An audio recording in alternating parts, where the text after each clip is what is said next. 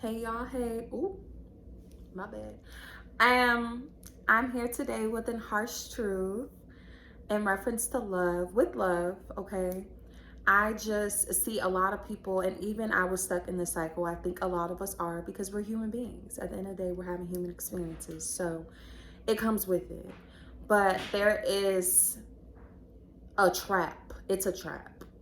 And it's basically blaming other people based off of how our experiences with them affect us, how it affects us to feel, or mindsets that get built off of that or whatever. Um, Please bear with me. I am trying to get this video out, but my mind just will keep going. Like it'll be an idea, I'll say a certain sentence, and then I'll go completely off of what it is I'm trying to get out there. So yeah, I've noticed within myself and within my clients, I am a tarot reader, and you know, when people get tarot readings, they primarily want to know about love. So that's been a big basis of my career for years, is having to do with love, okay? And I see that a lot of us have these patterns where we continue to experience the same thing within the area of love. And a lot of times it's something that creates suffering, or we allow it to create suffering, because pain and suffering are two different things, okay? Now, pain is inevitable. We are meant to experience pain. We are here to have, again, a human experience. So we are meant to feel a variety of different emotions. And that emotion is only really supposed to help us to understand what energy is in motion at that point, okay? But with us being humans and us learning and all of that, you know, we're going to feel, and we're going to, those feelings turn into certain thoughts, and then we push them outwardly, and da da da da da la la. Yeah, I just feel like, oh, I forgot. So pain is meant to be a driving force for self-awareness. Just being aware that right now, something that has happened or transpired is creating this very intense emotion in me. And then being aware of why you feel that way, and using that to navigate change, okay? See, a lot of people, let's use cheating for an example. A lot of people will be with the same person or just be stuck in a cycle of being cheated on. And I feel like a lot of times we find ourselves looping in these cycles is because, again, we're pointing the finger outwardly instead of bringing it back to self and being like, okay, I don't like this. I don't need to accept this. I don't need to go through this. Dealing with maybe some insecurities that come up with that, because I see that a lot in women who, or even men who get cheated on a lot. There's a lot of insecurity there. They feel like something about them may not be enough to fulfill the other person due to their own actions. But it's like you have to bring it back to self. It's not about that personal. It's not personal to you. You don't have to continue to experience that. It's about placing boundaries on what you allow and what you don't. And actually, again, pulling it back in instead of projecting it out by blaming that person. And when I say this, this is not to say like you're not validated within your feelings based upon someone's actions and how that affected you. I definitely feel like we have to give ourselves time to process and feel that out, and make space for kind of like that childlike energy in there that's just like, oh my gosh, you know, they did this to me. And you know, da da da da, right? But as adults, especially, we have to learn how to make space, give ourselves a time limit, a time bracket, give ourselves some journal prompts, give ourselves, like, figure out what ways and releasing help you, and release. And as you do, you will start to realize or oversee with time. Sometimes it just depends. It's all divine timing. But with time, you'll realize like, okay, why this needed to transpire and how you can use it in a way that can benefit you. Also, we have to realize that everyone outside of us is an indirect or a direct reflection of us. And what I mean by that is, let's say you go to Walgreens and there's some lady in the line and she has an attitude and you think, oh, she's a BTCH, right? Now, either that's a reflection of yourself directly that you see in that person, meaning like you go around, or you know subconsciously or somewhere in your consciousness that you go around like with a stank face like that. Or it could be that an indirect reflection, meaning that it was taught to you maybe by your mom or something like that. She would see people who have attitudes in the store, and instead of maybe thinking something like, oh, they may not be having a good day, or, you know, some other way of looking at it, they're looking at them like, oh, they have an attitude problem. And so you kind of inherited that. Well, not inherited it, but it somehow got applied to your foundation of thinking, basically. So that's key, okay? Because realizing that helped me to, again, not to take things so personally. And when I say not taking them personally, I mean not directing my experience and the emotions based off of that experience onto that person, basing it within myself.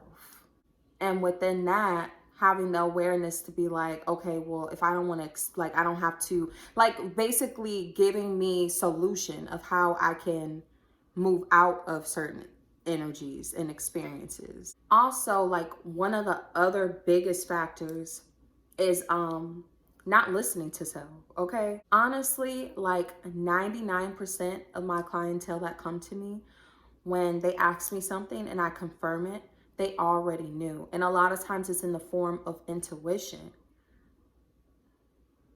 And we really have to learn how to listen and know what our intuition is, because it's very important. I can say that I feel like the intuition is primarily dismissed within love area situations, is because a lot of women are looking outside of themselves, and this goes back to the pointing outward thing.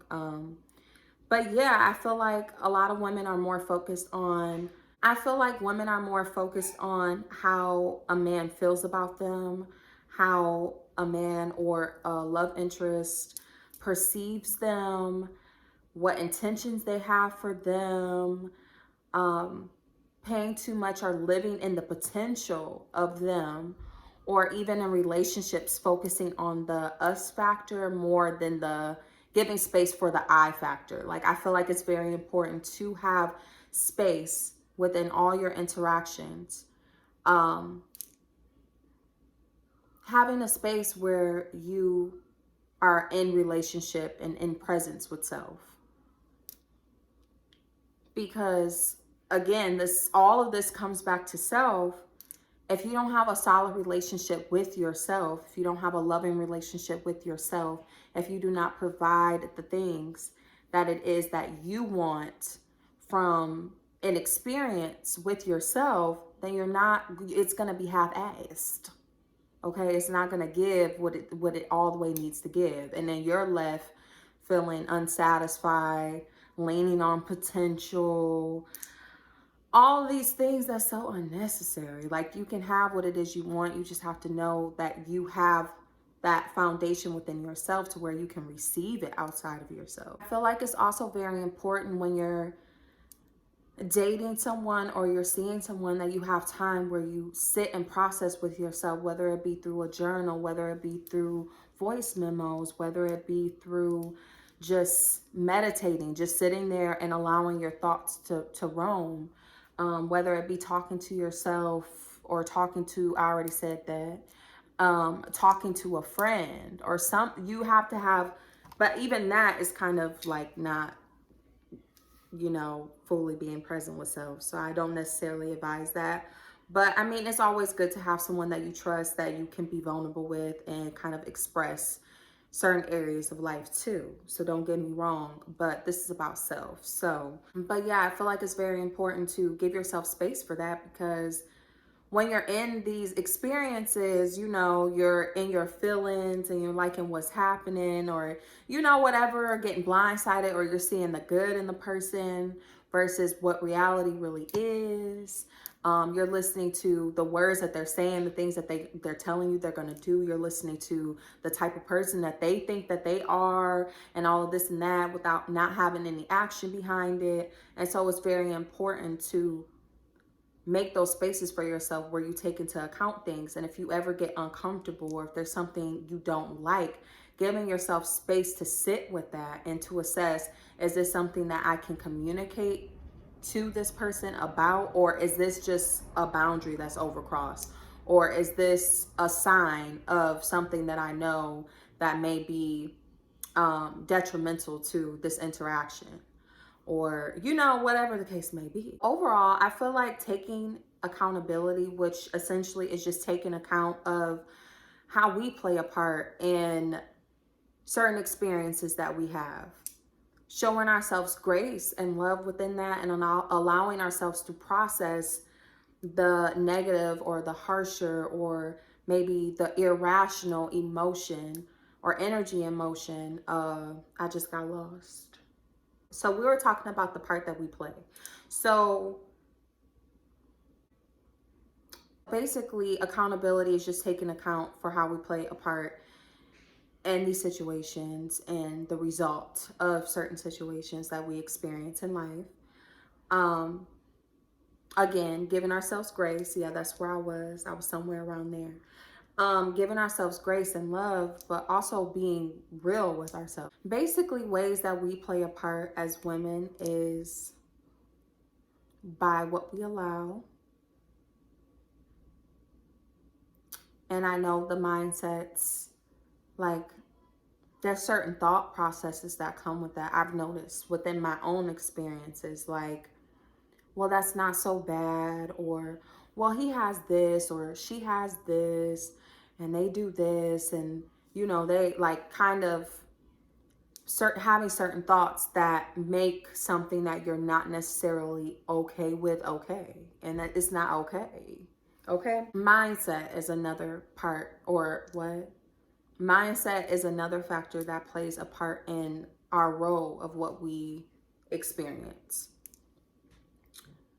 So paying attention again to those thoughts that correlate to allowing, or yeah. Also having undealt with baggage. And that goes back into the pattern thing, and that's what creates the pattern. So making sure, again, you provide yourself space and grace to process unhealed things. And if you're in a space where you don't really know how to go about that, I would definitely say to make a list of all of your most serious interactions and then find the pattern within it. Or something that I did was I wrote down all of my most serious interactions, and then I wrote down the pros and the cons, and like maybe how it ended. And then look at that, and you can kind of see a pattern, and then through that pattern you can then use that as a navigation, as a path to figure out what is the root. Like, why is it, what was the first experience, and how, what in you permitted it to happen. Because I think that, especially as women, we hold a lot of power in what we allow. We are very receptive beings. We are meant to receive things, and based off of what is provided to us, produce based off of that, okay? So we have to be mindful of what it is that we are receptive to and what it is that we allow. And when we point the finger outwardly, we are then giving our power away. Because if you say, oh, John made me so mad, then you're basically saying that John can make you mad again. Because, like, if that's the looping concept, that's what's on loop, is that John can make you upset. So you have to say, okay, this made me upset. Why did it make me upset? And then figure out what solution or what approach needs to be made based off of that, so that you can transmute it into something else. Because who is going to deal with that?